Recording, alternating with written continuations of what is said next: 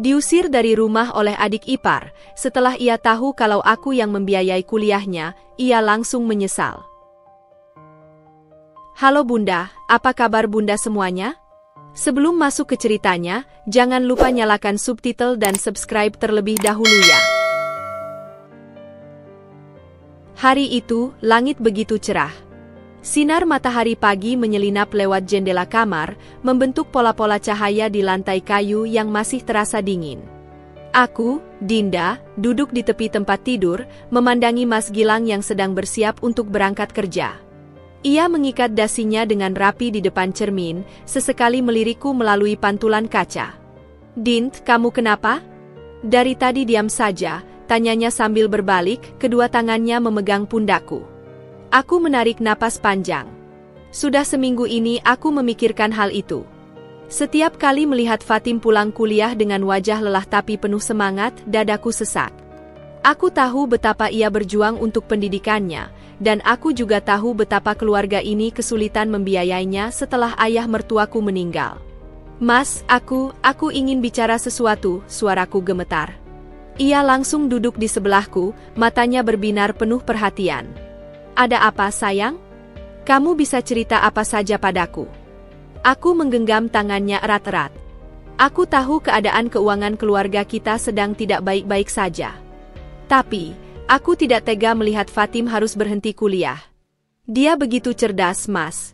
Aku punya tabungan dari warisan ayah. Belum sempat aku menyelesaikan kalimat, Mas Gilang sudah menggeleng keras. "Tidak, Dinda. Aku tidak akan pernah membiarkanmu menggunakan uang warisanmu untuk keluarga kami. Itu hakmu. Tapi ini bukan sekadar uang, Mas." Bantahku, suaraku mulai meninggi. "Ini tentang masa depan adikmu. Aku sudah hitung, tabunganku cukup untuk membiayainya sampai lulus. Aku ingin melakukan ini." Ruangan itu tiba-tiba terasa sunyi. Mas Gilang menatapku lama, matanya berkaca-kaca. "Kamu yakin? Ini bukan jumlah kecil, Dint. Dan, aku tidak bisa menjamin kapan bisa mengembalikannya." Aku tersenyum lemah. "Aku tidak butuh pengembalian. Tapi, ada satu syaratku." "Apa itu?" "Fatim tidak boleh tahu uangnya berasal dariku," kataku tegas. "Biarlah dia berpikir itu dari kerja kerasmu. Aku tidak ingin dia merasa berhutang budi atau mempermalukanmu seperti yang selalu dia lakukan." Mas Gilang menyelesaikan kalimatku, suaranya getir. Kami saling memandang dalam diam. Ia tahu betul bagaimana Fatim memperlakukanku selama ini, selalu merendahkan, menganggapku tidak pantas untuk kakaknya. Tapi aku tidak ingin hal itu menjadi alasan untuk tidak membantunya. Akhirnya, Mas Gilang menghela napas panjang. "Baiklah. Tapi aku punya syarat juga. Jika suatu hari nanti Fatim melewati batas, jika dia menyakitimu lagi, aku akan memberitahunya kebenaran ini. Janji?" Aku mengangguk pelan. "Janji." Hari itu juga kami pergi ke bank bersama. Aku masih ingat betapa berat langkahku saat menandatangani formulir transfer pertama. Tapi ketika melihat nominal itu terkirim ke rekening orang tua mertua, ada kelegaan aneh yang mengisi relung hatiku. "Ini hanya antara kita berdua ya?" bisikku saat kami keluar dari bank. Mas Gilang memelukku erat. "Hanya antara kita berdua. Aku janji." Malam harinya, saat makan malam bersama keluarga, Bu Lilis tiba-tiba berseru gembira. "Alhamdulillah. Tadi ada transferan untuk biaya kuliah Fatim. Gilang, kamu dapat bonus ya?" Aku menunduk, menyembunyikan senyum kecilku sambil terus menyuap nasi. Dari sudut mataku, kulihat Fatim langsung berseri-seri. "Makasih Bang. Aku janji akan jadi sarjana terbaik." Fatim memeluk kakaknya dengan girang. Mas Gilang hanya tersenyum kecut, matanya menatapku penuh makna. "Semangat terus, Dik. Ingat, rezeki itu datangnya dari mana saja. Terkadang dari tempat yang tidak pernah kita duga." Kalimat itu menggantung di udara, hanya aku yang memahami arti sebenarnya. Saat itu juga, tanpa disadari, kami telah menanam bom waktu yang suatu hari nanti akan meledak dan mengubah segalanya. Dan ketika ledakan itu terjadi, tidak ada satupun dari kami yang akan siap menghadapi akibatnya. Matahari pagi menyinari ruang tamu rumah mertuaku dengan hangat, tapi udara di dalam terasa begitu dingin. Aku duduk di kursi sudut sambil memegang erat secangkir teh yang sudah mulai kehilangan uap panasnya. Dari balik dapur, suara Fatim dan Bu Lilis terdengar jelas, meski mereka berbisik. "Dia lagi ngapain sih duduk-duduk aja? Nggak ada kerjaan lain?" Suara Fatim sengaja dikeraskan, pastinya agar ku dengar. Tanganku sedikit gemetar, membuat teh dalam cangkir bergoyang kecil. Aku menelan ludah, mencoba mengabaikannya. Sudah 3 bulan sejak aku dan Mas Gilang mulai membiayai kuliahnya secara diam-diam, tapi sikapnya padaku malah semakin buruk. Bu Lilis menjawab dengan suara rendah, "Sudah, Fatim. Dinda kan juga punya kesibukannya sendiri." "Kesibukan apa? Scroll-scroll HP seharian?" Ledek Fatim lagi. Kali ini disertai tawa kecil yang membuat tengkuku panas. Aku menarik napas dalam-dalam. Seharusnya aku sudah terbiasa dengan perlakuannya sejak pertama kali Mas Gilang membawaku ke rumah ini setahun lalu. Tapi tetap saja, setiap kali mendengar hinaannya, rasanya seperti ditusuk-tusuk jarum kecil di jantung. Pagi itu, seperti biasa, aku yang menyiapkan sarapan untuk seluruh keluarga. Padahal tanganku masih perih karena luka bakar kecil saat memasak semalam. Tapi tak ada yang memperhatikan, apalagi menanyakan. "Kak, kopinya kurang manis," teriak Fatim tiba-tiba dari meja makan. Aku segera beranjak, tapi kakiku tersandung ujung karpet. Cangkir teh yang kugenggam terjatuh, pecah berantakan di lantai. "Dasar ceroboh," hardik Fatim. "Itu kan set porselen mahal pemberian Tante Ira." Dengan cepat aku berlutut membersihkan pecahan itu. Jari telunjukku tak sengaja tersayat, tapi aku memaksakan diri untuk terus membersihkan sambil menahan pedih. "Maaf, aku akan ganti." "Dari uang siapa?" "Pasti uang kakakku lagi," sergah Fatim sinis. Matanya menyorot tajam. "Kamu pikir dengan jadi istri kakakku, kamu berhak menghamburkan uang kami?" Aku menggigit bibir bawahku sampai nyaris berdarah. Ingin sekali aku berteriak padanya bahwa justru uangku yang membiayai hidupnya selama ini. Tapi bayangan janjiku pada Mas Gilang menghentikanku. Bu Lilis yang melihat kejadian itu hanya menghela napas. "Sudah, Fatim. Dinda kan tidak sengaja." Tapi Fatim sudah berdiri, mendekatiku dengan langkah penuh ancaman. "Dengar baik-baik, Kak Dinda.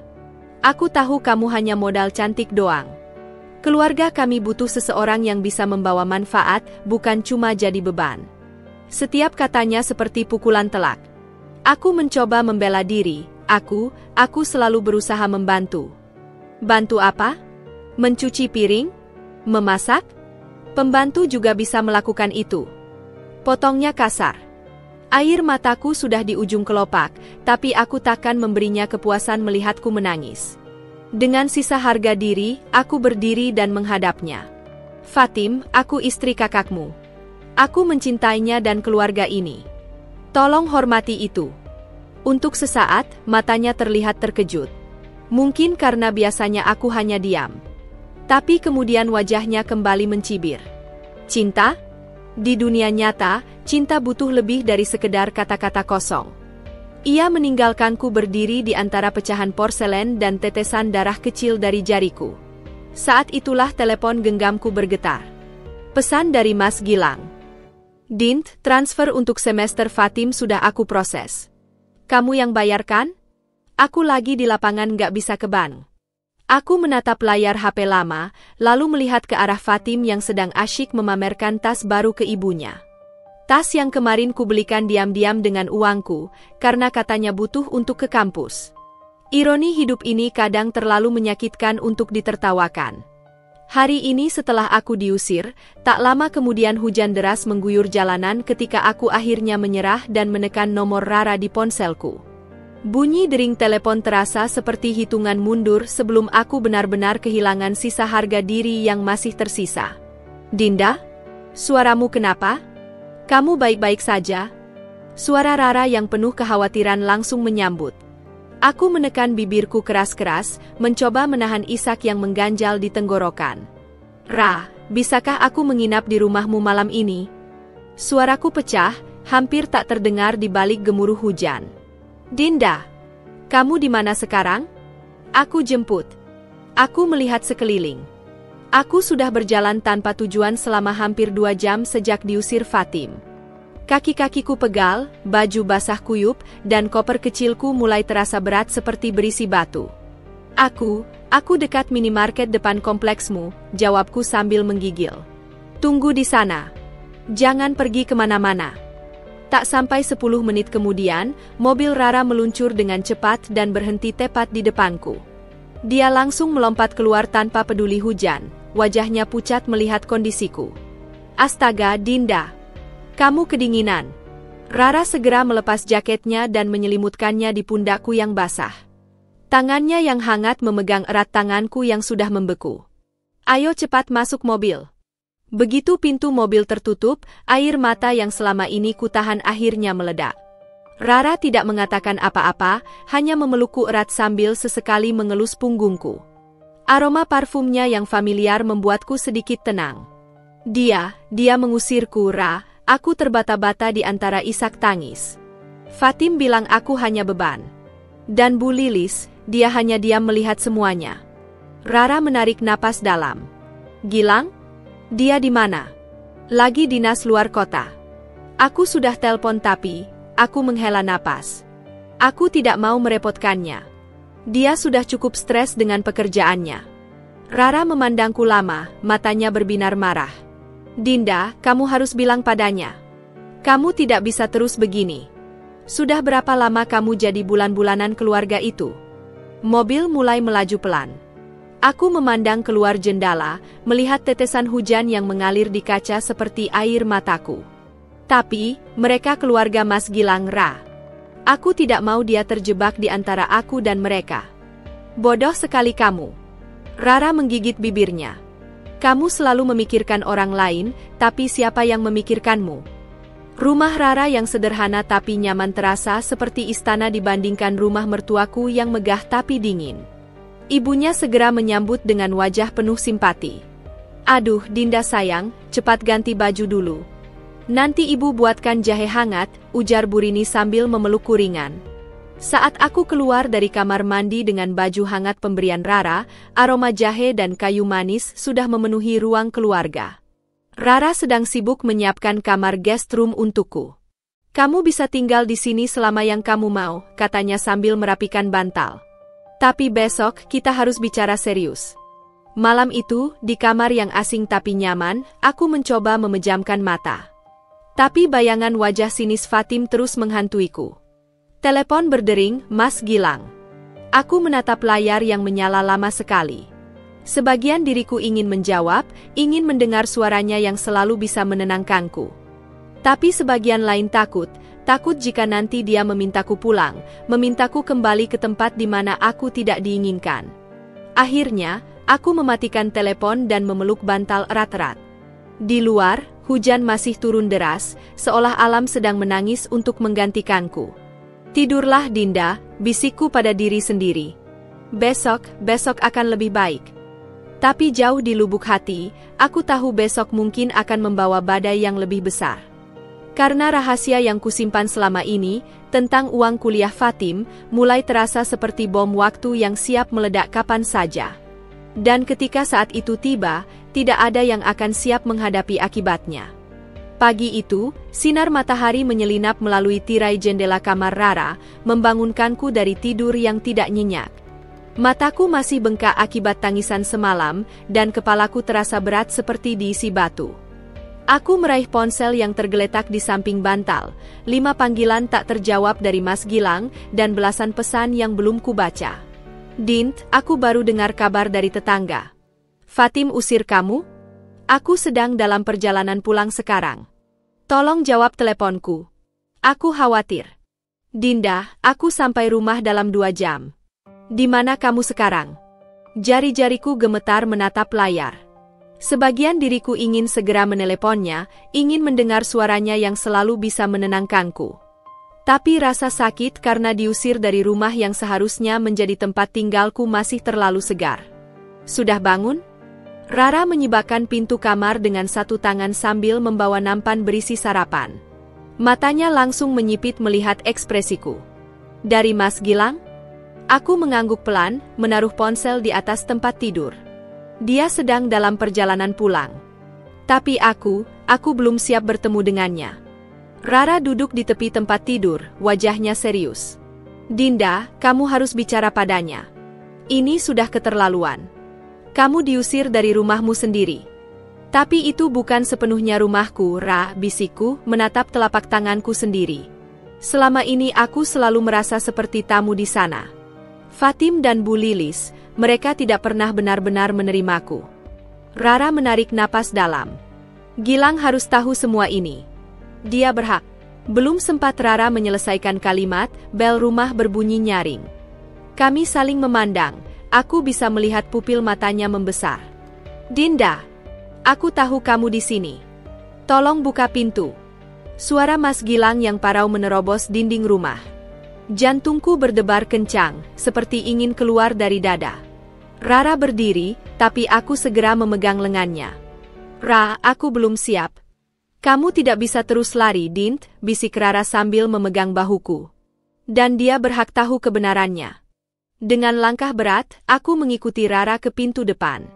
Saat pintu terbuka, terlihatlah Mas Gilang dalam keadaan yang tidak karuan. Bajunya kusut, matanya merah, dan rambutnya acak-acakan seperti baru saja berlari jauh. Dinda, dia terengah, wajahnya langsung berubah lega melihatku. Aku tidak tahu harus bilang apa. Aku sangat minta maaf.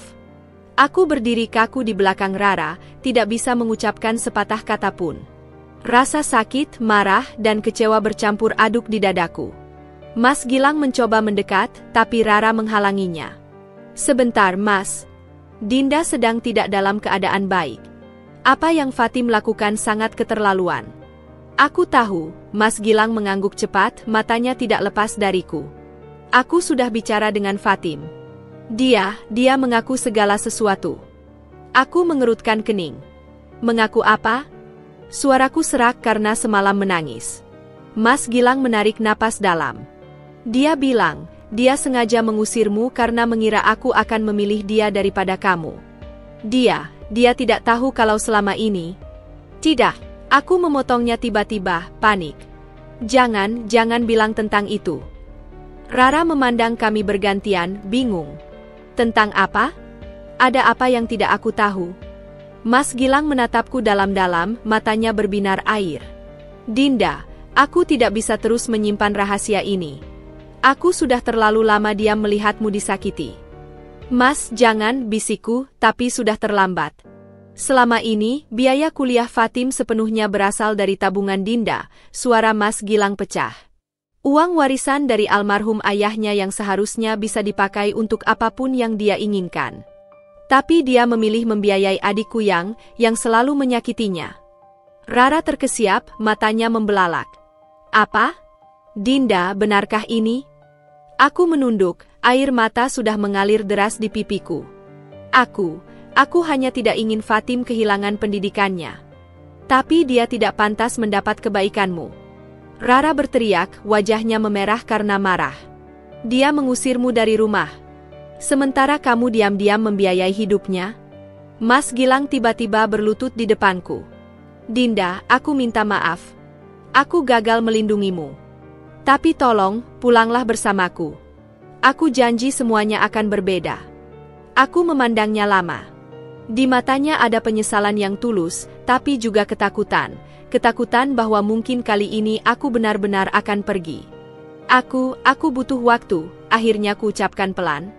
Aku tidak bisa langsung kembali seperti tidak ada yang terjadi. Mas Gilang mengangguk pelan, wajahnya hancur tapi mengerti. Aku akan menunggumu. Berapapun lama yang kamu butuhkan. Saat dia berdiri untuk pergi, Rara tiba-tiba berkata keras, dan Fatim? Apa konsekuensinya untuk dia?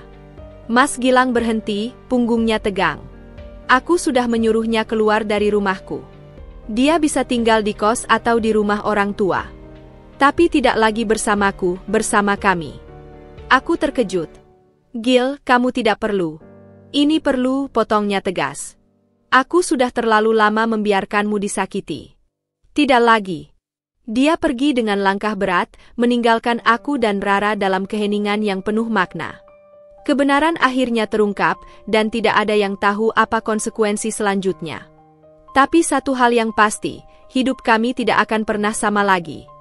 Malam itu, hujan turun dengan derasnya, menciptakan irama tak beraturan di atap kos-kosan sederhana yang baru saja ditempati Fatim.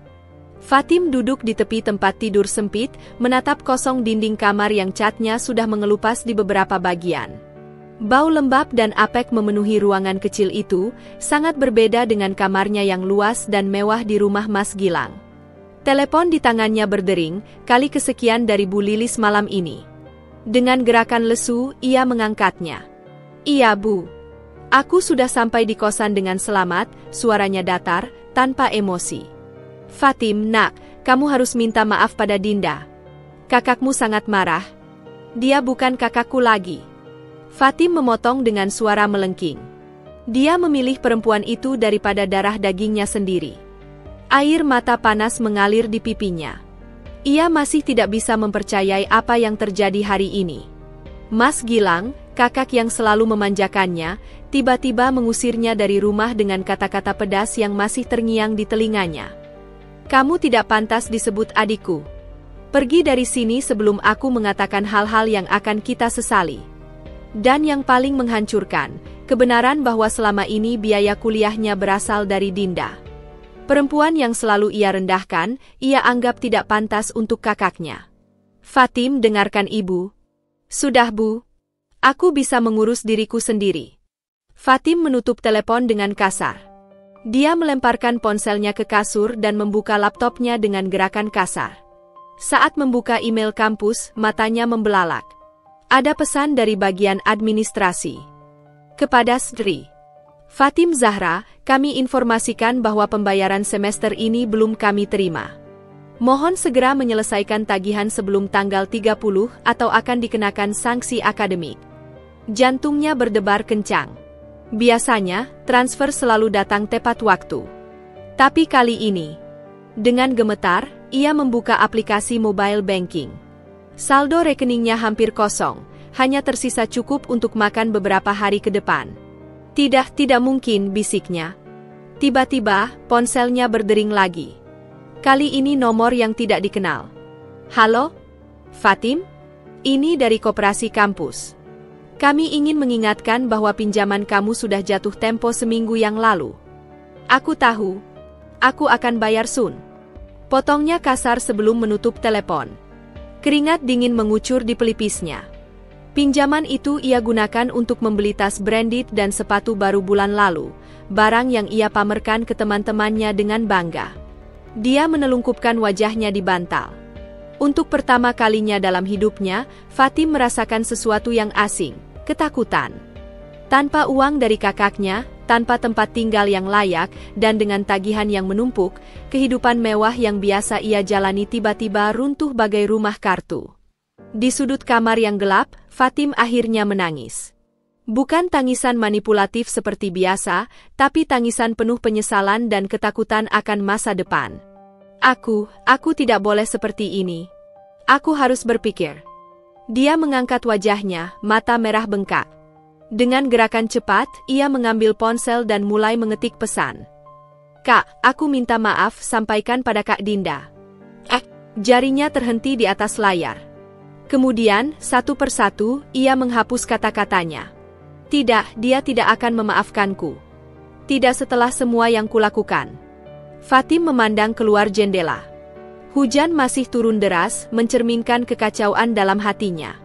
Di kejauhan, lampu-lampu kota berkelap-kelip indah, simbol kehidupan yang terus berjalan tanpa peduli pada kehancuran seorang Fatim Zahra. Malam itu, untuk pertama kalinya, putri manja itu menyadari, dunia tidak berputar untuknya. Dan pelajaran itu datang dengan cara yang paling menyakitkan. Pagi itu, mentari baru saja mulai menyingsing ketika Fatim sudah berdiri di depan pintu kosan dengan mata sembab dan wajah pucat. Ia memandangi ponselnya, foto dirinya bersama Mas Gilang setahun lalu, ketika kakaknya masih memandangnya dengan bangga, bukan dengan amarah dan kekecewaan seperti sekarang. "Aku harus memperbaiki ini," bisiknya pada bayangannya sendiri di kaca jendela toko. Dengan langkah gontai, ia berjalan menuju halte bus, mengenakan jeans dan kaos biasa, bukan pakaian branded yang biasa ia pamerkan. Di dalam tas, tersembunyi surat yang ia tulis semalaman, berisi permintaan maaf yang ia susun dengan susah payah. Bus kampus berguncang di jalanan yang belum terlalu ramai. Fatim menyandarkan kepala di jendela, memejamkan mata sejenak. Semalam, ia bermimpi buruk, mimpi di mana semua orang yang pernah ia sakiti, termasuk Dinda, mengepungnya sambil menunjuk-nunjuk dengan tatapan penuh kebencian. "Turun! Ayo cepat, jangan berlama-lama!" Teriak kondektur bus menyadarkannya dari lamunan. Kampusnya masih sepi ketika ia tiba. Fatim langsung menuju kantor administrasi dengan jantung berdebar kencang. "Permisi, Bu.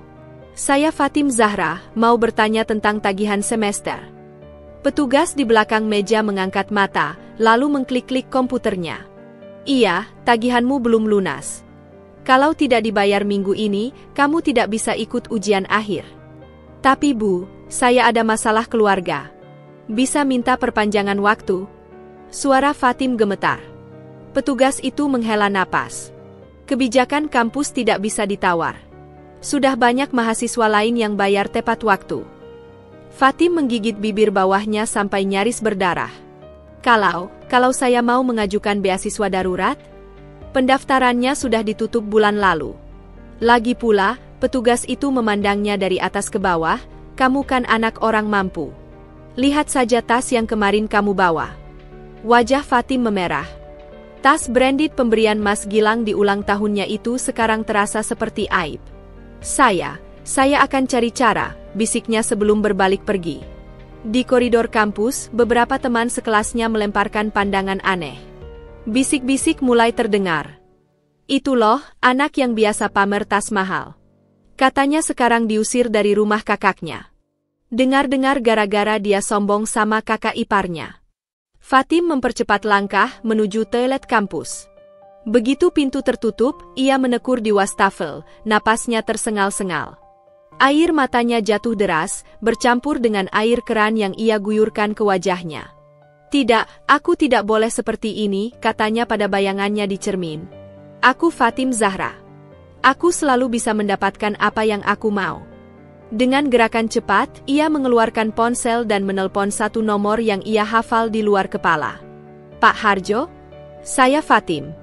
Saya mau ambil tawaran Bapak yang dulu." Suara di seberang telepon terdengar bersemangat. "Wah, akhirnya kamu sadar juga.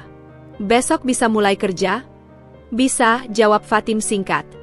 "Jam 8 malam di klub. Jangan telat." Fatim menutup telepon dengan wajah hampa. Pak Harjo adalah pemilik klub malam tempat beberapa temannya bekerja sebagai hostes. Ia pernah menawarinya pekerjaan dengan bayaran besar, pekerjaan yang selama ini ia anggap terlalu rendahan untuknya. Tapi sekarang, dengan tagihan menumpuk dan tidak ada lagi kiriman uang dari kakaknya, pilihannya habis. Sebelum meninggalkan kampus, Fatim berdiri lama di depan kantong surat jurusan. Surat permintaan maaf untuk Mas Gilang masih tergenggam di tangannya. "Maaf Kak," bisiknya. Tapi alih-alih memasukkannya ke dalam kotak surat, ia meremasnya menjadi bola kecil dan membuangnya ke tempat sampah. "Permintaan maaf tidak akan membayar tagihanku," katanya pada diri sendiri sambil menatap surat itu tergeletak di antara sampah-sampah lain. Malam itu, untuk pertama kalinya, Fatim berdiri di depan klub malam mewah dengan rok mini dan make-up tebal. Ia menarik napas dalam-dalam sebelum mendorong pintu masuk. Di dalam, musik keras dan lampu berkedip-kedip menyambutnya. Bau alkohol dan parfum menyengat memenuhi udara. "Ini awal yang baru," bisiknya, memaksakan senyum palsu. Tapi jauh di lubuk hatinya, ia tahu, ia baru saja melangkah lebih dalam ke dalam lubang kehancuran. Dan tidak ada jalan untuk kembali. Pukul 3 pagi, Fatim keluar dari klub dengan langkah goyah. Bau alkohol dan asap rokok melekat kuat di bajunya, membuatnya mual. Ia menyandar di dinding belakang klub, menarik napas dalam-dalam untuk menahan rasa pusing yang menyerang. "Gaji pertama kamu," ujar Pak Harjo tadi sambil menyelipkan beberapa lembar uang ke dalam kantong roknya. Jumlahnya jauh lebih kecil dari yang dijanjikan, tapi Fatim terlalu malu untuk protes. Angin malam menusuk kulitnya yang hanya ditutupi baju tanpa lengan. Ia merogoh tas kecilnya, telepon genggamnya penuh dengan notifikasi pesan dari teman-teman kuliah yang menanyakan keadaannya. Dengan gerakan kasar, ia mematikan ponselnya. Mereka hanya ingin melihatku jatuh, geramnya dalam hati. Sebuah mobil hitam melambat di depannya. Jendela terbuka, memperlihatkan wajah pria paruh baya yang tersenyum menggoda. Mau tumpangan, Dick? Fatim ingin menolak, tapi bayangan harus menunggu taksi di tengah malam sendirian membuatnya menggigil. Dengan ragu, ia mengangguk. Begitu pintu mobil terbuka, bau parfum mahal dan alkohol kelas tinggi menyergap inderanya. Pria itu memperkenalkan diri sebagai pengusaha properti, tapi matanya yang jelalatan membuat Fatim tidak nyaman. "Kamu baru kerja di sini? Aku sering ke klub itu tapi belum pernah lihat wajah cantik sepertimu," goda pria itu sambil tangannya mulai merayap di pahanya. Fatim menahan dorongan untuk menjauh. Saya hanya butuh tumpangan ke kosan saja, Pak." Pria itu tertawa. "Santai, aku tidak akan makan kamu. Tapi kamu harus tahu, di dunia ini tidak ada yang gratis." Jantung Fatim berdegup kencang ketika tangan pria itu semakin berani. Tiba-tiba, mobil berhenti di depan sebuah hotel mewah. "Aku punya suite di lantai atas. Mau minum sesuatu yang lebih spesial?" Fatim melihat jam tangannya, hampir subuh. Ia harus kuliah pagi ini, tapi tagihan semester dan ancaman drop out bergema di kepalanya. Saya tidak. Aku akan bayar 5 kali lipat dari apa yang kamu dapat malam ini," bisik pria itu, mengeluarkan beberapa lembar uang pecahan besar. Uang itu berkilau di bawah lampu jalan. Fatim memandanginya lama, lalu menutup mata. 1 jam saja, bisiknya hampir tak terdengar. Pukul 7 pagi, Fatim tiba di kosan dengan wajah pucat dan mata merah. Ia langsung masuk kamar mandi, menggosok tubuhnya dengan sabun sampai kulitnya memerah. Air panas tidak bisa menghilangkan perasaan kotor yang menyelimutinya. Di depan cermin, ia menatap bayangannya sendiri. "Ini hanya sementara," katanya pada refleksinya. "Begitu tagihan terbayar, aku berhenti." Tapi ketika ia membuka dompet dan menghitung uang yang diterimanya tadi malam, cukup untuk membayar 2 semester kuliah sekaligus, sesuatu dalam dirinya berubah. "Ini lebih mudah dari yang kukira," bisiknya, memandangi tumpukan uang itu. Teleponnya berdering.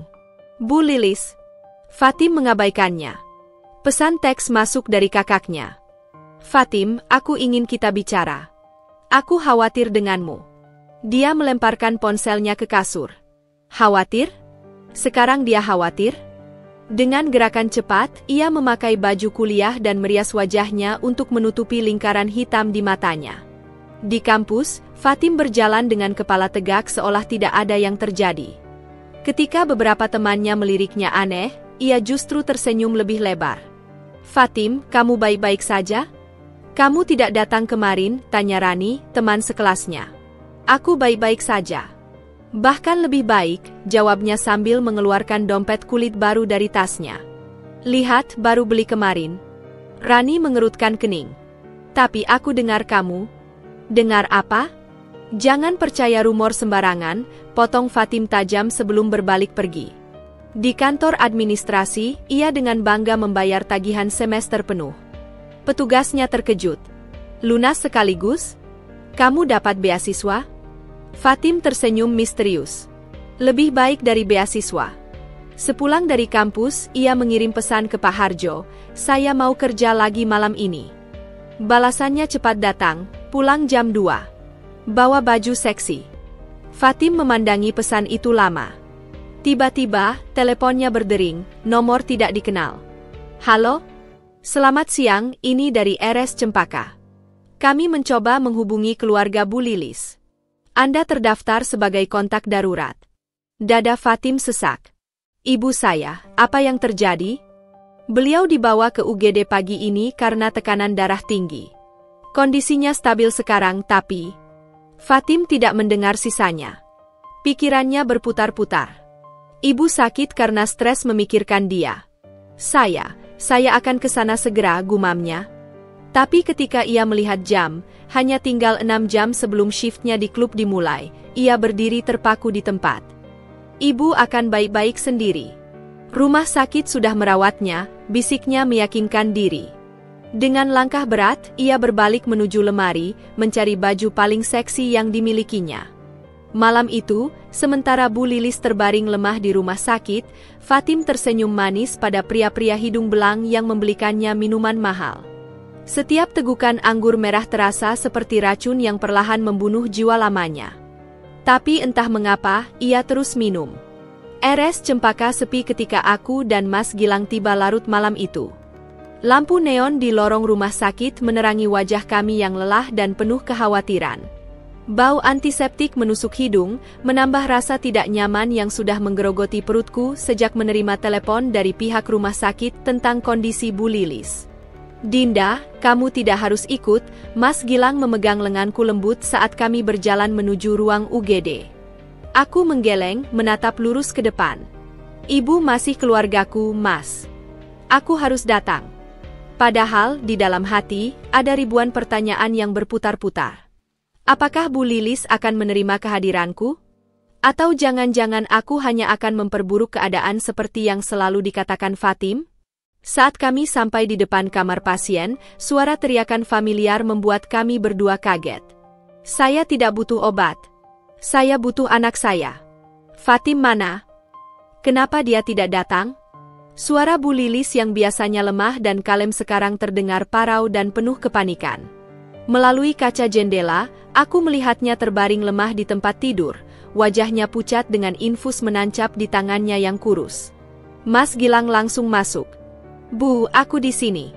Wajah Bu Lilis berubah lega sebentar sebelum kembali tegang. "Gilang, di mana Fatim? Sudah 3 hari dia tidak menjenguk, tidak telepon, ibu khawatir." Aku berdiri di ambang pintu, ragu apakah harus masuk atau tidak. Tapi sebelum bisa memutuskan, Bu Lilis sudah melihatku. "Dedinda?" Suaranya bergetar. "Bu, saya minta maaf datang." "Tidak, kamu jangan minta maaf." Tangis Bu Lilis tiba-tiba. "Aku yang harus minta maaf, aku yang buta selama ini." Dia mengulurkan tangannya ke arahku. Aku terpaku di tempat, tidak menyangka reaksi ini. Mas Gilang memberi isyarat agar aku mendekat. "Bu, bagaimana kondisi ibu?" Tanyaku pelan sambil memegang tangannya yang dingin. "Dokter bilang tekanan darahku tinggi sekali. Stres katanya." Dia menarik napas berat. Aku tidak bisa tidur memikirkan Fatim. Dia menghilang, Dinda. Tidak pulang ke kos, tidak ke kampus. Mas Gilang mengerutkan kening.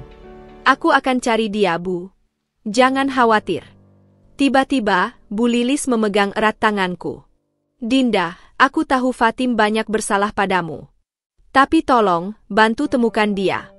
Kamu selalu lebih bijak darinya." Perkataan itu seperti pukulan di dada. Setelah semua yang terjadi, setelah semua hinaan dan sikap dinginnya, Bu Lilis justru meminta tolong padaku? Sebelum sempat menjawab, suara gaduh di lorong menarik perhatian kami. Seorang perawat terburu-buru masuk. "Keluarga Fatim Zahra?" Ada telepon dari Polsek Gambir. Dia ditahan karena terlibat perkelahian di sebuah klub malam. Ruangan seketika senyap. Wajah Bu Lilis menjadi semakin pucat. "Tidak mungkin, bukan anakku." Tapi aku melihat ekspresi Mas Gilang, dia percaya. Dan entah mengapa, aku juga percaya. "Aku akan ke sana." Mas Gilang bergerak cepat ke pintu. Aku menarik jaketku. "Aku ikut." "Tidak, Dinda. Tempat itu tidak." "Mas, aku pernah bekerja sebagai relawan di daerah itu. Aku tahu cara berhadapan dengan polisi," kataku tegas. Dia menghela napas, akhirnya mengangguk. Perjalanan ke Polsek Gambir terasa seperti mimpi buruk. Hujan deras mulai turun lagi, menambah suasana suram. Aku terus memikirkan Fatim, anak perempuan yang dulu ku kenal sebagai mahasiswi cantik dan pintar, meski sedikit manja. Apa yang terjadi sehingga dia bisa terlibat perkelahian di klub malam? Saat kami tiba, bau alkohol dan muntahan langsung menyergap. Ruang tunggu penuh dengan orang-orang mabuk dan preman. Seorang polisi muda mengarahkan kami ke ruang tahanan. "Fatim Zahra? Dia masih dalam pemeriksaan. Terlibat perkelahian dengan tamu klub," jelas polisi itu sambil melihat berkas. "Untung tidak ada luka serius. Bisa kami temui dia?" pinta Mas Gilang. Polisi itu mengangguk dan membawa kami ke ruang kecil di belakang. Saat pintu terbuka, aku menahan napas. Fatim duduk di bangku besi, wajahnya babak belur dengan riasan yang sudah luntur. Bajunya robek di bagian bahu, memperlihatkan tato sementara yang mungkin baru saja dibuat. Tapi yang paling mengejutkan, matanya yang kosong, seperti orang yang sudah tidak peduli dengan apapun. "Fatim?" Mas Gilang tercekat. Fatim mengangkat wajahnya. Begitu melihat kami, matanya membelalak. "Kalian? Siapa yang telepon kalian?" Aku tidak butuh belas kasihan. Polisi yang berdiri di sampingnya menghela napas. Dia menolak memberikan kontak keluarga. Kami dapat info dari kartu mahasiswanya. Aku perlahan mendekat. "Fatim, Bu Lilis di rumah sakit. Dia sangat khawatir." "Diam!" teriak Fatim tiba-tiba, membuat semua orang kaget. "Jangan pura-pura peduli. Kalian semua senang melihat aku seperti ini kan?" Dia berdiri tiba-tiba, kursinya terjatuh dengan suara keras. "Lihatlah baik-baik. Inilah aku sekarang. Pecundang. Pelacur. Persis seperti yang kalian inginkan." Mas Gilang mencoba memeluknya, tapi Fatim menjauh. "Jangan sentuh aku. Kamu sudah memilih dia." Tangisnya histeris. Aku berdiri diam, melihat kehancuran di depan mata. Ini bukan lagi tentang aku atau Mas Gilang. Ini tentang seorang gadis yang tersesat dan terlalu jauh jatuh. Polisi itu menghela napas. "Kami bisa bebaskan dia dengan jaminan. Tapi ada denda yang harus dibayar." "Berapa?" tanya Mas Gilang cepat. Ketika jumlah disebutkan, Fatim tertawa pahit. "Lihat Bang, ini harga adikmu sekarang. Tidak mahal kan?" Dia menatapku tajam. "Dan kamu pasti senang sekali melihat ini." Akhirnya si Fatim sombong dapat ganjarannya. Aku menggigit bibirku. Tiba-tiba, semua amarah yang kusimpan selama ini menguap. Yang tersisa hanya rasa sedih yang mendalam. "Tidak, Fatim. Aku tidak senang," kataku pelan. "Aku sedih melihatmu seperti ini." Untuk pertama kalinya, Fatim terdiam. Matanya berkaca-kaca sebelum akhirnya menunduk. Aku tidak tahu lagi harus bagaimana," bisiknya, suaranya tiba-tiba kecil dan rapuh seperti anak kecil. Di luar, hujan semakin deras. Dan di ruang tahanan yang pengap itu, kami bertiga berdiri dalam keheningan. 3 orang yang terikat oleh takdir, tapi terpisah oleh dinding-dinding kesalahan dan penyesalan. Ruangan polisi yang pengap itu tiba-tiba terasa sangat sunyi setelah keributan sebelumnya. Fatim terduduk lemas di bangku besi, tangannya yang gemetar memegang erat segelas air plastik yang diberikan polisi. Riasan matanya yang luntur meninggalkan bekas hitam di pipi, membuatnya terlihat 10 tahun lebih tua dari usia sebenarnya. Aku dan Mas Gilang duduk di seberangnya, dipisahkan oleh meja logam yang dingin. Bau alkohol masih menyengat dari tubuh Fatim, bercampur dengan aroma parfum murah yang terlalu menyengat. "Kami bisa membawamu pulang setelah proses administrasi selesai," ujar Mas Gilang dengan suara serak. "Ibu masih di rumah sakit. Dia sangat khawatir. Jangan bawa-bawa ibu." Fatim memotong, tapi kali ini tanpa amarah. Suaranya pecah, seperti anak kecil yang ketakutan. Aku tidak mau dia melihatku seperti ini." Aku mengamati perubahan sikapnya. Ini bukan lagi Fatim yang sombong dan penuh percaya diri. Ini seorang perempuan yang hancur, tersesat dalam hidupnya sendiri. Polisi yang bertugas masuk membawa beberapa dokumen. "Silakan tanda tangan di sini untuk proses jaminan. Dan ini surat pernyataan tidak akan mengulangi perkelahian." Fatim menatap dokumen itu dengan mata kosong. "Apa gunanya? Hidupku sudah hancur. Tidak ada yang tidak bisa diperbaiki, Dik," Mas Gilang mencoba meyakinkan. Fatim tiba-tiba menatapku, matanya berbinar aneh. "Kamu pasti sangat menikmati ini semua ya? Melihatku jatuh seperti ini?" Sebelum sempat ku jawab, Mas Gilang tiba-tiba membanting tangannya ke meja. "Sudah cukup, Fatim. Berhenti menyalahkan Dinda untuk semua kesalahanmu." Suaranya yang keras membuat petugas polisi melirik ke arah kami. Fatim terkejut, tubuhnya menyentak. "Abang tidak tahu apa-apa." "Tidak, kamu yang tidak tahu." Mas Gilang menyela, suaranya sekarang lebih rendah tapi penuh intensitas. Selama ini kamu menghina Dinda, menganggapnya rendah, tapi tahukah kamu siapa sebenarnya Dinda? Aku menarik lengan Mas Gilang. Mas, jangan. Ini bukan saat yang tepat. Tidak, Dinda. Dia harus tahu, potongnya tegas. Lalu menatap Fatim tajam. Uang kuliahmu selama ini, biaya hidupmu, semua berasal dari tabungan Dinda. Warisan almarhum ayahnya yang seharusnya bisa dia gunakan untuk apapun yang dia mau. Fatim membeku. Wajahnya berubah pucat. Apa yang kau katakan? Kamu dengar benar. Dindalah yang membiayaimu. Bukan aku. Aku bahkan tidak tahu dia melakukannya sampai semuanya sudah terlanjur. Ruangan itu tiba-tiba terasa sangat sempit. Fatim menatapku dengan ekspresi yang tidak bisa kubaca, kejutan, ketidakpercayaan, dan sesuatu yang mirip, rasa malu. Itu, tidak mungkin, bisiknya, tapi suaranya tidak lagi yakin. Dia tidak pernah. Karena dia memintaku untuk tidak memberitahumu, Mas Gilang menyelesaikan. Dia tidak ingin kamu merasa berhutang budi. Bahkan ketika kamu mengusirnya dari rumah, dia tidak mengungkitnya. Tiba-tiba, Fatim tertawa. Tawa pahit yang membuat bulu kuduku berdiri. Jadi selama ini, aku seperti apa di matanya? Seorang pengemis sombong yang tidak tahu diri? Aku menarik napas dalam-dalam. Fatim, aku tidak pernah memandangmu seperti itu. Aku hanya ingin membantumu meraih mimpimu. Air mata mulai mengalir di pipinya, membersihkan sisa riasan yang masih menempel. Tapi lihatlah aku sekarang. Lihat apa yang telah kulakukan pada mimpiku, pada diriku sendiri. Dia memandang tangannya yang gemetar. Tangan yang semalam memegang gelas minuman mahal, tangan yang menerima uang dari pria hidung belang. Aku tidak layak menerima kebaikanmu, bisiknya, sekarang menatap lantai. Aku tidak layak sama sekali. Mas Gilang menghela napas. Kita semua membuat kesalahan, Dik. Tapi sekarang saatnya untuk berubah. Polisi yang bertugas menggedor pintu. Proses selesai. Kalian bisa pulang. Fatim berdiri dengan gemetar. Saat kami berjalan keluar, dia berhenti di depan pintu, tidak berani menatapku. Kak Dinda, aku mengangkat tangan. Tidak sekarang, Fatim. Pulanglah, jenguk ibumu. Kita akan bicara lain waktu. Dia mengangguk pelan, air matanya jatuh ke lantai. Di luar, hujan sudah berhenti, meninggalkan udara segar yang jarang terasa di kota ini. Fatim berjalan di depan kami, tubuhnya yang biasanya tegak sekarang membungkuk seperti orang tua. Mas Gilang memegang tanganku erat. Apa yang akan kita lakukan sekarang?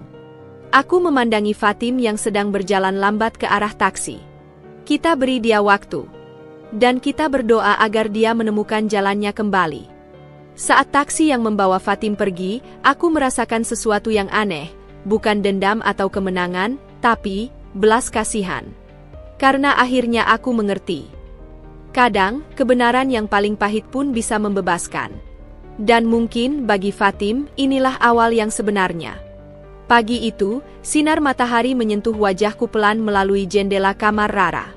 Ya, aku kembali ke rumah Rara karena aku masih takut jika aku kembali ke rumah Mas Gilang sewaktu-waktu Fatim bisa mengusirku lagi. Lagi pula, Mas Gilang menjaga ibunya di rumah sakit, jadi aku harus lebih berhati-hati. Aku terbangun dengan kepala berat, ingatan semalam tentang Fatim, polisi, dan air mata yang tumpah masih segar dalam benak. Telepon genggam di samping bantal bergetar, Mas Gilang mengirim pesan. Fatim tadi malam sampai di rumah sakit. Dia tidur di samping ibu. Aku masih di sini menjaga mereka. Kamu baik-baik saja? Aku menatap pesan itu lama sebelum membalas singkat, aku baik. Kabari aku kondisi mereka. Rara sudah duduk di meja makan ketika aku keluar dari kamar. Wajahnya langsung berkerut penuh kekhawatiran. Kamu kelihatan mengerikan. Tidurmu tidak nyenyak? Aku menggeleng sambil menuangkan kopi hangat ke dalam cangkir. Banyak yang harus dipikirkan. Dinda, Rara menatapku serius, setelah semua yang Fatim lakukan padamu, kenapa kamu masih peduli? Cangkir di tanganku berhenti di tengah udara. Aku memandang Rara, mencoba mencari kata-kata yang tepat. Aku tidak tahu, Ra.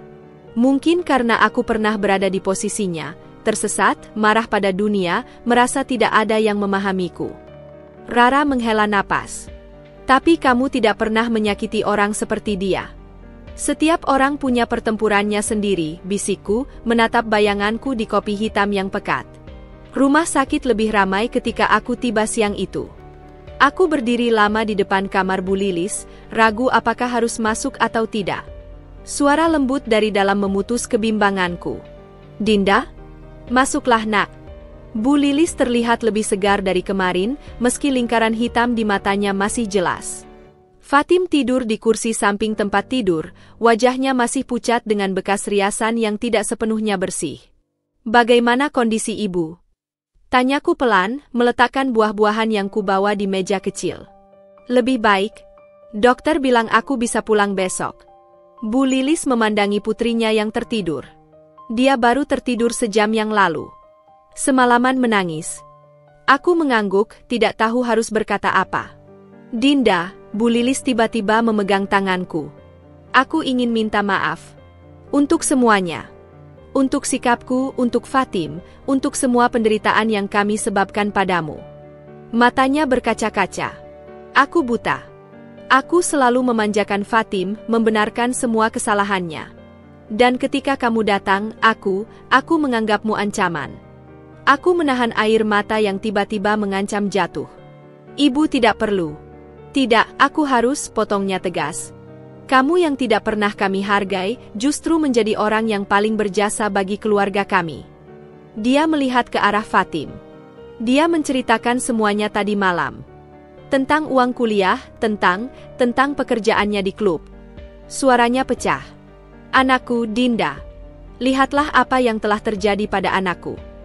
Aku duduk di tepi tempat tidur, memegang tangan Bu Lilis yang dingin. Fatim hanya tersesat, Bu. Tapi dia masih punya waktu untuk berubah. Apakah kamu bisa memaafkannya? Bisakah kamu memaafkan kami? Pertanyaan itu menggantung di udara. Aku memandang Fatim yang tertidur lelah. Wajahnya yang biasanya angkuh sekarang terlihat begitu muda dan rapuh. Aku tidak tahu apakah aku sudah sepenuhnya memaafkan, jawabku jujur. Tapi aku bersedia mencoba. Bu Lilis mengangguk, memeras tanganku pelan. Itu lebih dari yang pantas kami dapatkan. Fatim terbangun 2 jam kemudian. Matanya langsung menemuiku, dan aku melihat rasa malu, bersalah, dan sesuatu yang mirip harapan bercampur dalam pandangannya. Kamu masih di sini, bisiknya serak. Aku mengangguk, menyerahkan segelas air kepadanya. Bagaimana perasaanmu? Dia menerima gelas itu dengan tangan gemetar. Seperti baru ditabrak truk, jawabnya mencoba bercanda, tapi suaranya patah-patah. Kami duduk dalam keheningan yang tidak nyaman. Kak Dinda. Fatim akhirnya memecah kesunyian. Aku tidak tahu harus mulai dari mana. Kamu tidak perlu mengatakan apa-apa sekarang, jawabku lembut. Tapi aku harus. Suaranya tiba-tiba keras, membuat Bu Lilis yang sedang tidur terkejut terbangun. Fatim menurunkan volumenya. Aku harus mengatakannya. Aku benci padamu. Benci karena kau membuatku melihat kebenaran tentang diriku sendiri. Dia menarik napas dalam. Tapi yang lebih kubenci adalah bahwa setelah semua yang kulakukan, kau masih di sini. Kau masih peduli. Air mata mulai mengalir di pipinya. Aku tidak layak, Kak. Aku tidak layak sama sekali. Bu Lilis mencoba menghampiri, tapi aku lebih dulu mengambil tangan Fatim. Kita semua pernah melakukan hal yang membuat kita merasa tidak layak. Tapi bukan itu yang menentukan siapa kita. Lalu apa? Dia bertanya, matanya penuh air mata. Apa yang kita lakukan setelahnya? Fatim menatapku lama, lalu tiba-tiba menangis terseduh-seduh. Aku memeluknya erat, merasakan tubuhnya yang menggigil. Aku ingin berubah, Dinda. Tapi aku tidak tahu bagaimana, isaknya. Pelan-pelan, bisikku sambil mengelus punggungnya. Kita akan melewatinya bersama. Di luar jendela, matahari bersinar terang, menyinari 3 generasi perempuan dalam ruangan itu. Seorang ibu yang menyesal, seorang anak yang tersesat, dan seorang menantu yang memilih memaafkan. Mungkin inilah arti keluarga sebenarnya, bukan tentang darah, tapi tentang siapa yang tetap bertahan ketika badai datang. Dan badai ini, aku rasa, akan segera berlalu. 3 minggu telah berlalu sejak kejadian di rumah sakit, dan untuk pertama kalinya dalam waktu yang terasa begitu lama, aku berdiri di depan rumah yang dulu kutinggalkan dengan hati remuk. Rumah Mas Gilang. Pagi ini, langit biru cerah tanpa awan, seolah alam semesta sengaja menciptakan hari yang sempurna untuk sebuah permulaan baru. Fatim berdiri di sampingku, menggigit bibir bawahnya yang masih pucat. Tangannya yang menggenggam erat tas kecil bergetar halus. Aku tidak yakin bisa melakukan ini, bisiknya, suaranya serak. Aku menatapnya. Perubahan pada diri Fatim dalam 3 minggu terakhir cukup mencolok. Dia telah mewarnai rambutnya kembali ke hitam alami, membersihkan kukunya dari cat merah menyala, dan mengganti pakaian ketatnya dengan baju sederhana yang membuatnya terlihat seperti mahasiswi biasa. Tapi yang paling mencolok adalah matanya, yang dulu penuh kesombongan, sekarang memancarkan kerapuhan dan ketidakpastian. Kamu tidak harus sempurna, Fatim. Cukup jujur, kataku sambil menekan bel rumah. Mas Gilang membuka pintu dengan wajah yang sulit kubaca. Dia memandangiku, lalu Fatim, lalu kembali padaku. Kalian datang, ucapnya datar. Kami sepakat untuk mencoba, jawabku, merasakan jantung berdebar kencang. Fatim menarik napas dalam. Masuk dulu, potong Mas Gilang, membuka pintu lebar-lebar. Rumah itu masih sama, tapi terasa berbeda. Lebih dingin, lebih kosong. Aroma kopi yang biasa memenuhi udara sekarang digantikan oleh kesunyian. Kami duduk di ruang tamu. Fatim memilih kursi paling ujung, seperti ingin bersembunyi. Aku sudah bicara dengan kampusmu, Mas Gilang memulai, tangannya meremas-remas bantalan sofa. Mereka bersedia memberimu kesempatan kembali, dengan syarat kamu mengulang beberapa mata kuliah dan mengikuti konseling kampus. Fatim mengangguk pelan. Aku bersyukur. Tapi aku tidak yakin masih pantas. Berhenti merendahkan dirimu. Mas Gilang tiba-tiba berteriak, membuat kami berdua kaget. Itu yang selalu jadi masalahmu, Fatim. Kamu terlalu tinggi memandang dirimu, lalu ketika jatuh, kamu terlalu rendah merendahkan dirimu. Dia berdiri, berjalan mondar-mandir. Kamu bukan dewi yang tak bersalah, tapi kamu juga bukan sampah masyarakat seperti yang kamu pikir sekarang. Kamu manusia biasa yang melakukan kesalahan. Cik. Fatim terlihat seperti baru ditampar. Aku meraih tangannya yang dingin. Abangmu benar, Fatim. Jalan keluarnya bukan dengan menyiksa dirimu atas kesalahan masa lalu. Fatim menatap kami bergantian, lalu tiba-tiba menutup wajahnya. Tapi bagaimana aku bisa hidup dengan semua yang telah kulakukan? Bagaimana aku memandang kalian setelah semuanya? Mas Gilang mendekat, berlutut di hadapannya. Dengan berani, Dik. Seperti dulu kau berani menghina kami, sekarang beranilah meminta maaf. Seperti dulu kau berani mengusir Dinda, sekarang beranilah menerima kebaikannya. Aku minta maaf, Fatim akhirnya menangis. Aku minta maaf untuk semuanya. Untuk sikapku, untuk kata-kataku, untuk tidak pernah bersyukur. Aku menariknya dalam pelukan. Kami tahu. Dan kami di sini untukmu. Malam itu, untuk pertama kalinya dalam berbulan-bulan, kami makan malam bersama di meja yang sama. Masakan sederhanaku, sayur asem dan ayam goreng, dihabiskan dengan cerita-cerita kecil tentang rencana Fatim kembali ke kampus. Aku akan cari kerja paruh waktu, ujar Fatim sambil menyuap nasi. Aku lihat ada kafe dekat kampus yang mencari pelayan. Kamu tidak perlu, Mas Gilang mulai bersikap protektif. Aku perlu Bang, Fatim memotong lembut. Aku harus belajar mandiri. Dan, aku ingin mulai membayar utangku pada Kak Dinda, sedikit demi sedikit. Aku tersenyum. Utang itu bisa ditunda dulu. Fokus pada kuliahmu. Tidak, Fatim bersikeras. Ini bukan cuma tentang uang. Ini tentang kehormatanku. Ruang makan terasa hangat malam itu. Bukan karena AC yang tidak berfungsi, tapi karena sesuatu yang lebih dalam, pengertian, penerimaan, dan permulaan yang baru. Saat aku berdiri untuk mengambil air minum, tanpa sengaja kulihat Fatim di kamarnya melalui pintu yang terbuka sedikit. Dia sedang berdiri di depan cermin, memandangi wajahnya sendiri sambil berbisik sesuatu. Kamu bisa melewati ini. Kamu kuat. Dan untuk pertama kalinya, aku percaya dia akan baik-baik saja. Kampus Universitas Nasional terlihat berbeda di mata Fatim pagi itu. Gedung-gedung megah yang dulu membuatnya merasa superior, sekarang justru membuat dadanya sesak. Setiap langkahnya menuju ruang administrasi terasa berat, seperti menginjak pecahan kaca. "Fatim Zahra ya? Kami sudah menunggumu," ujar petugas administrasi dengan senyum tipis. Matanya menyapu sekilas penampilan Fatim yang kini jauh lebih sederhana dari biasanya. "Dosen pembimbing akademikmu sudah diberitahu tentang kondisimu." Fatim mengepalkan tangan di samping tubuhnya, kukunya yang tak lagi berwarna menancap di telapak tangan. "Terima kasih. Saya akan berusaha tidak mengecewakan lagi." Petugas itu mengeluarkan selembar formulir. "Ini jadwal kuliahmu yang baru. Beberapa mata kuliah harus kamu ulang. Dan," dia menurunkan suara, "kamu diwajibkan mengikuti konseling mingguan dengan psikolog kampus." "Saya mengerti." Saat Fatim berbalik untuk pergi, tiba-tiba sebuah suara familiar menyapanya. Well, lihat siapa yang kembali dari dunia orang mati." Fatim menoleh pelan.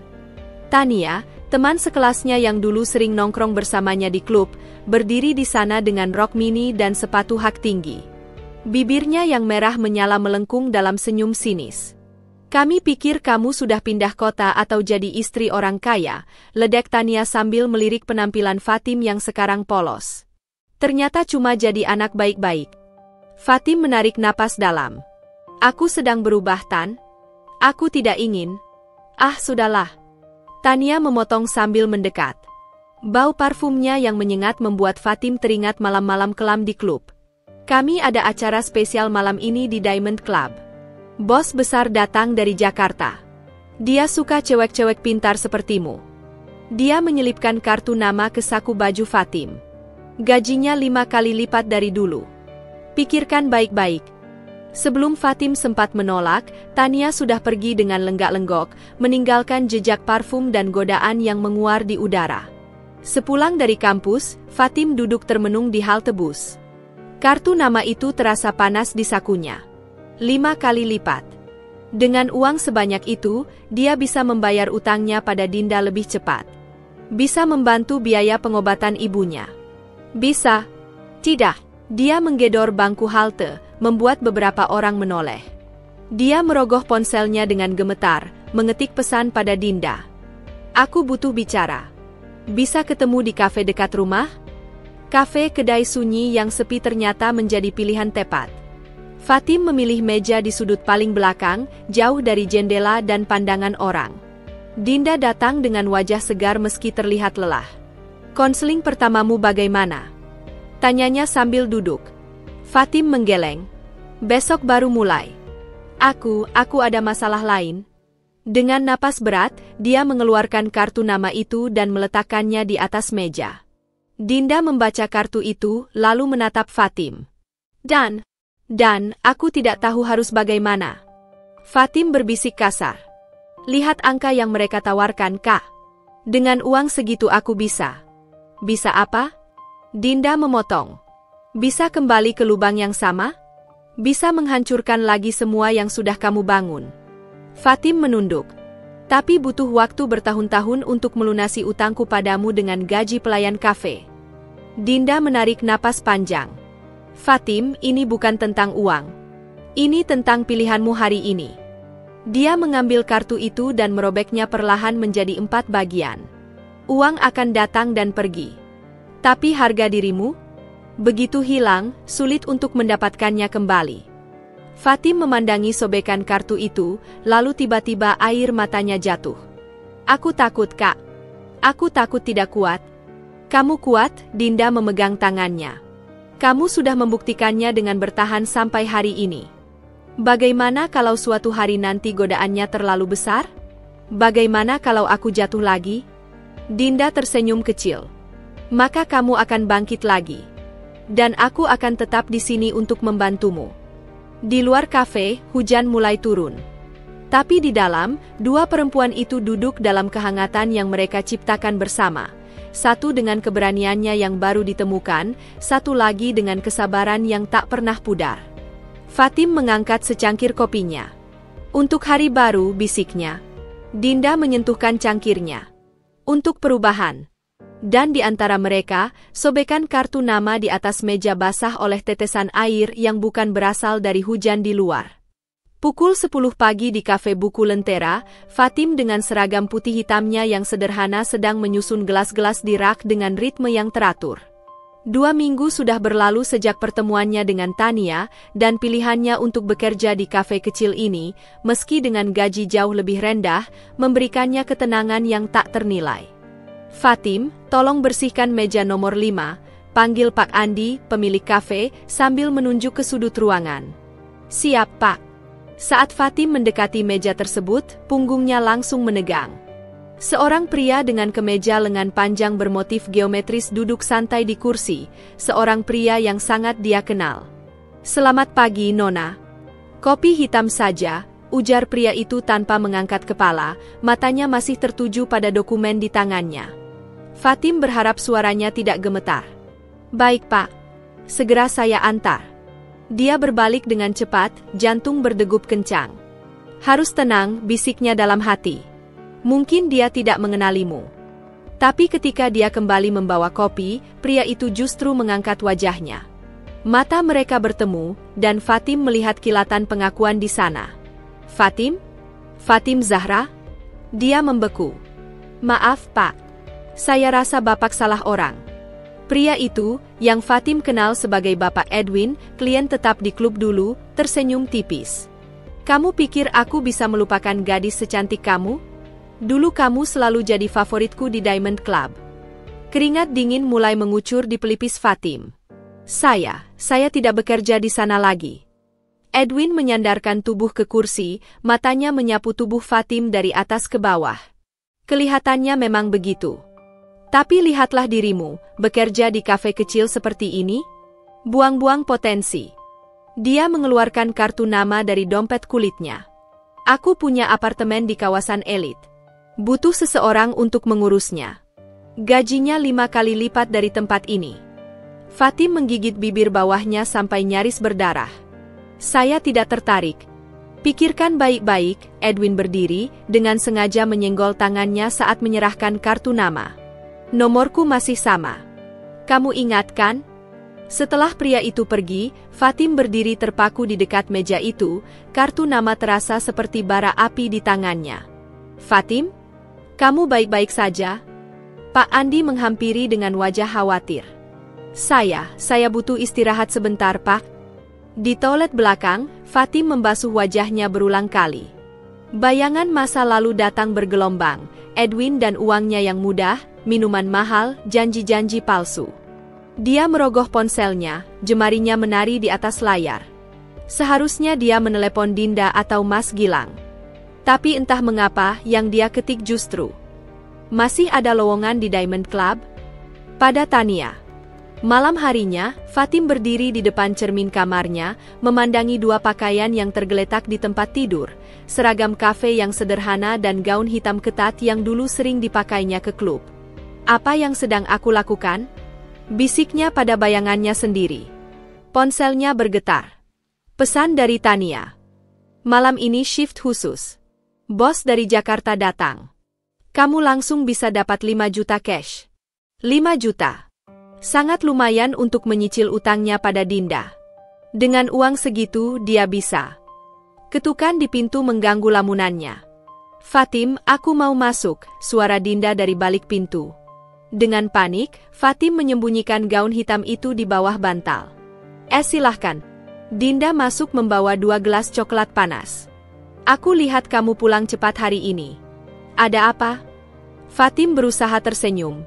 Cuma lelah saja. Tapi Dinda bukan orang yang mudah dibohongi. Matanya yang tajam langsung menangkap kegelisahan Fatim. Kamu sedang memikirkan sesuatu? Tidak. Fatim, Dinda duduk di sampingnya. Kamu ingat apa yang kita bicarakan di kafe waktu itu? Fatim menunduk.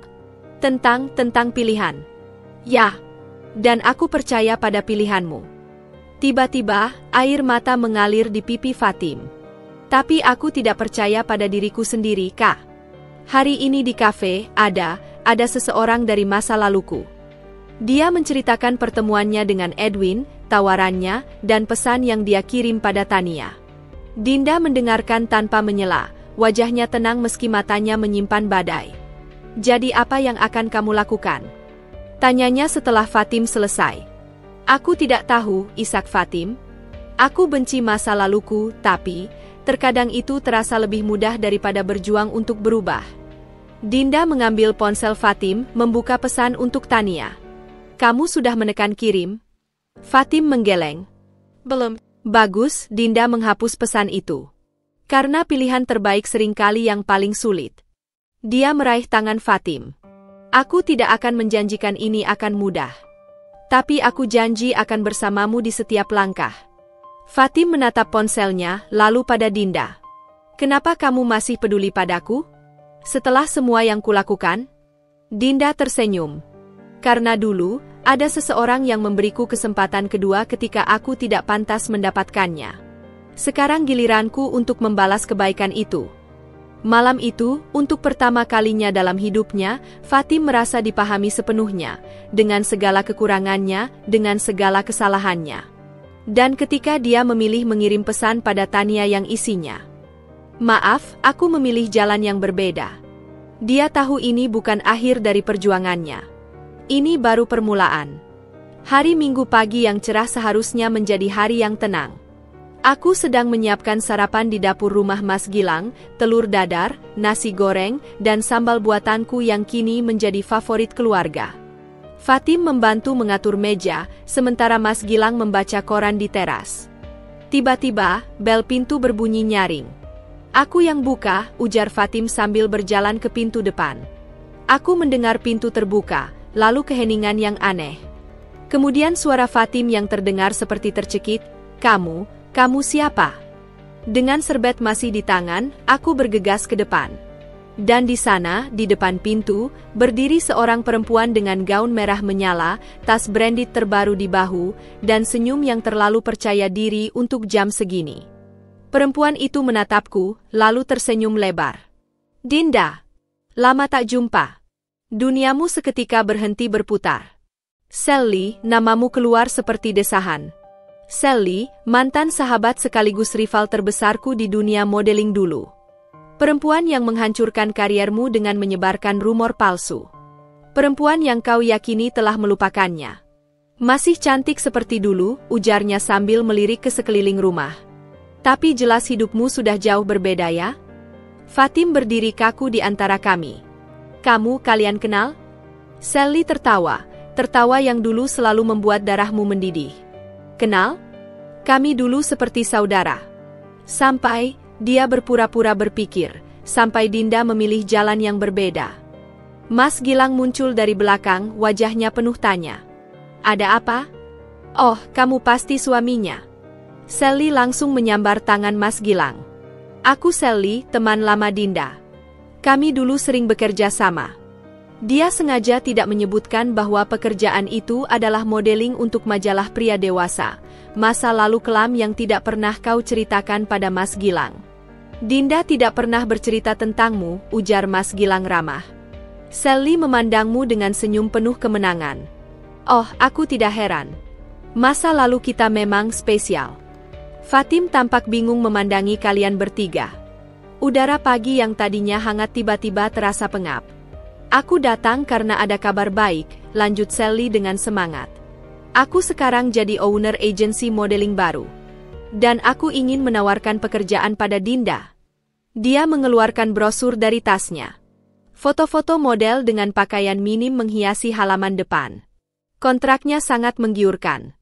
"Cukup untuk membeli rumah seperti ini 2 kali lipat," bisiknya seolah berbagi rahasia. Mas Gilang mengerutkan kening saat melihat brosur itu. "Ini jenis modeling apa?" Sally tertawa geli. "Yang penting kan hasilnya, bukan? Dinda dulu sangat berbakat di bidang ini." Kau melihat Fatim memandangimu dengan ekspresi baru, seperti melihatmu untuk pertama kalinya. Dan di matanya, kau melihat pertanyaan yang sama yang ada di kepala Mas Gilang, siapa sebenarnya dirimu? Sally menepuk pundakku. "Pikirkan baik-baik. Ini kesempatan emas. Dia menyelipkan kartu nama di saku bajuku, sengaja menyentuh kulitku lebih lama dari perlu. Aku harus pergi. Tapi aku tunggu kabarmu, bisiknya di telingaku. Kita bisa mengulang masa-masa indah dulu. Setelah Sally pergi, keheningan yang pekat menyelimuti ruangan.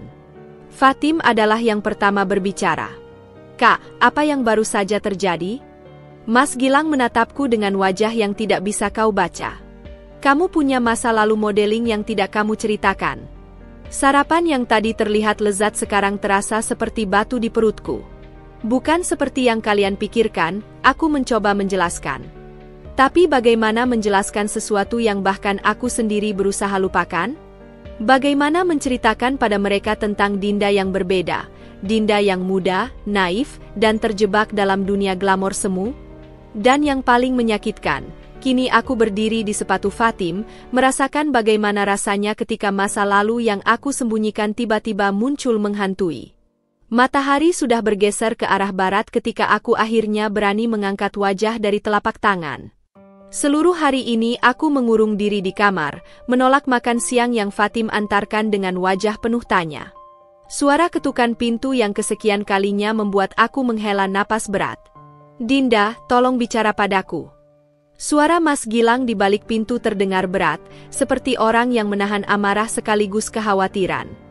Aku menarik nafas dalam-dalam sebelum membuka pintu perlahan. Wajah Mas Gilang yang biasanya hangat sekarang terlihat dingin dan asing. Aku tidak bermaksud menyembunyikan apapun darimu, ujarku segera, suaraku lebih parau dari yang kukira. Mas Gilang masuk dan duduk di tepi tempat tidur, tangannya mengepal longgar di atas paha. Lalu mengapa baru sekarang aku tahu kalau istriku dulu seorang model-model? Bukan model porno. Potongku cepat, pipiku memanas.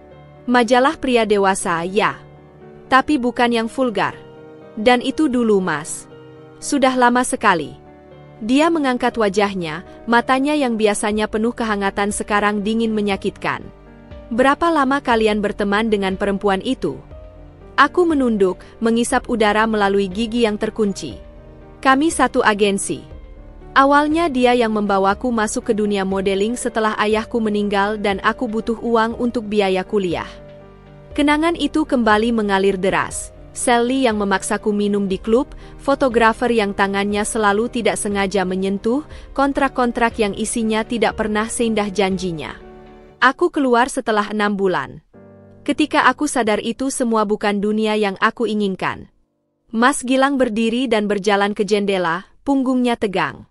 Kenapa tidak pernah kau ceritakan? Karena aku malu. Teriakku, suaraku pecah. Aku ingin melupakan semua itu. Aku bahkan tidak memberitahu ibuku dulu. Dia memutar badan, wajahnya sekarang menunjukkan emosi yang bertumpuk, kecewa, marah, tapi juga sedih. Tapi aku suamimu, Dinda. Harusnya tidak ada rahasia di antara kita. Aku ingin berlari dan memeluknya, tapi kakiku seperti tertanam kuat di lantai. Aku takut kau akan memandangku berbeda. Dan sekarang? Dengan semua ini? Tangannya menunjuk ke arah kartu nama Sally yang tergeletak di meja. Apa yang kau pikirkan? Aku menggigit bibirku. Aku tidak akan menghubunginya. Aku sudah meninggalkan dunia itu. Dia menghela nafas panjang. Aku butuh waktu sendirian. Ketika pintu kamar tertutup perlahan, tubuhku lunglai ke lantai. Air mata yang kutahan seharian akhirnya meledak. Di ruang tamu, Fatim duduk termenung dengan brosur Sally di tangannya. Matanya menyapu foto-foto model dengan pakaian minim, lalu kembali ke foto Dinda yang tersenyum di meja. Dinda yang dia kenal selama ini, sederhana, kuat, dan penuh integritas. Tidak cocok, bisiknya pada diri sendiri. Ketika Mas Gilang muncul dengan wajah muram, Fatim segera berdiri. Kak, aku tidak ingin membicarakannya sekarang, potong Mas Gilang kasar. Tapi Fatim tidak menyerah. Kakak harus mendengar dulu penjelasan Dinda. Dia sudah punya cukup waktu untuk menjelaskan. 6 tahun pernikahan, Fatim. 6 tahun kebohongan. Fatim terkesiap. Tiba-tiba, situasi ini terasa sangat ironis. Kakak marah karena Dinda menyembunyikan masa lalunya? Padahal aku melakukan hal yang jauh lebih buruk pada kalian. Mas Gilang menatapnya, napasnya masih berat. Dan lihatlah bagaimana Kak Dinda memaafkanku, lanjut Fatim dengan suara bergetar. Dia memberiku kesempatan padahal aku tidak pantas mendapatkannya. Dia mengambil brosur itu dan merobeknya perlahan. Aku tidak mengenal Kak Dinda yang di foto ini. Tapi aku mengenal Kak Dinda yang menjagaku ketika aku jatuh, yang memberiku pekerjaan ketika aku butuh, yang, suaranya pecah, yang melihat kebaikan dalam diriku ketika bahkan aku sendiri tidak bisa melihatnya. Mas Gilang terdiam lama. Kemudian dia mengambil jaketnya. Aku butuh udara segar. Malam itu, aku duduk sendiri di teras belakang ketika Fatim menghampiri dengan 2 gelas teh hangat. Dia akan kembali, ujarnya sambil memberikanku 1 gelas. Dia hanya butuh waktu. Aku memeluk gelas itu, menghangatkan tangan yang terasa dingin. Aku tidak menyangka Sally akan muncul lagi. Sudah bertahun-tahun. Fatim duduk di sampingku. Dulu, sebelum semua ini terjadi, aku mungkin akan menghakimimu. Dia menatap bintang-bintang.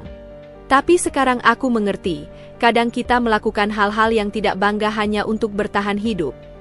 Aku memandanginya, Fatim yang sekarang begitu berbeda dari perempuan sombong yang dulu mengusirku dari rumah ini. Aku tidak malu dengan masa laluku, aku akhirnya berkata. Tapi aku malu karena tidak pernah memiliki keberanian untuk menceritakannya pada orang yang kucintai. Fatim tersenyum kecil. Mungkin inilah saatnya untuk mulai jujur. Pada Mas Gilang dan pada dirimu sendiri. Di kejauhan, pintu depan terbuka.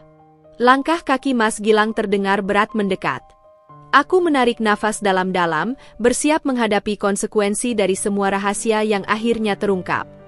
Tapi ketika dia muncul di pintu teras, wajahnya tidak lagi marah, hanya lelah dan penuh pertanyaan. Aku ingin mendengar semuanya, ujarnya pelan. Dari awal. Dan untuk pertama kalinya dalam hidupku, aku siap menceritakan kisahku yang seutuhnya, tanpa filter, tanpa kebohongan. Karena seperti yang Fatim katakan, inilah saatnya untuk jujur. Pukul 2 dini hari, aku masih terjaga di sofa ruang tamu sementara Mas Gilang duduk berjarak di seberangku. Secangkir kopi yang sudah dingin terabaikan di meja rendah antara kami. Suara detak jam dinding seperti menghitung mundur menuju sesuatu yang tak terelakkan. Jadi setelah kontrak modeling itu berakhir, aku berjanji pada diriku sendiri untuk tidak pernah melihat ke belakang, ujarku, memecah kesunyian yang sudah berlangsung hampir setengah jam. Mas Gilang mengusap wajahnya yang letih. Dan Sally? Apa hubunganmu dengannya sebenarnya? Aku menarik napas dalam. Dia, lebih dari sekadar teman satu agensi. Kami sempat dekat, sangat dekat. Kata-kata itu terasa seperti kaca pecah di lidahku. Tapi ketika aku tahu dialah yang sengaja menjerumuskanku ke proyek-proyek kotor itu, aku memutuskan semua hubungan. Dia mengangkat alis. Kotor? Proyek di luar kontrak resmi, jelasku pelan. Foto-foto yang seharusnya tidak dipublikasikan, pertemuan dengan klien tertentu. Aku menolak dan itu membuatku dipecat. Mas Gilang berdiri mendadak, kursinya tergeser dengan suara kasar. Dan kamu tidak berpikir ini adalah sesuatu yang harus kau ceritakan sebelum kita menikah. Aku ingin melupakannya, Mas. Tapi itu tidak bekerja seperti itu, Dinda. Suaranya menggelegar di ruangan sempit. Kau pikir aku akan menghakimimu? Memandangmu rendah? Kau tidak memberiku kesempatan untuk memilih, untuk menerimamu sepenuhnya, termasuk masa lalumu. Aku tercekat. Air mataku yang sudah menumpuk akhirnya jatuh. Aku takut kehilanganmu. Dan sekarang? Dia menatapku dengan mata berkaca-kaca.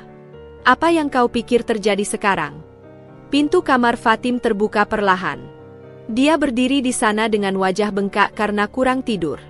Kalian berdua butuh mendengarkan sesuatu, ujarnya dengan suara serak. Dia menghampiri kami dengan langkah goyah, membawa sebuah buku harian kecil. Aku mulai menulis ini sejak pertama kali Kak Dinda membawaku pulang dari kantor polisi. Fatim membuka halaman tertentu dan meletakkannya di meja. Bacalah. Mas Gilang mengambilnya dengan ragu. Matanya menyapu tulisan Fatim yang berantakan namun penuh perasaan. Hari ke-12. Kak Dinda membawakan aku bubur ayam karena tahu aku tidak bisa makan pedas setelah pengobatan. Dia duduk di sampingku sampai aku tertidur, padahal aku tahu dia harus bekerja pagi-pagi.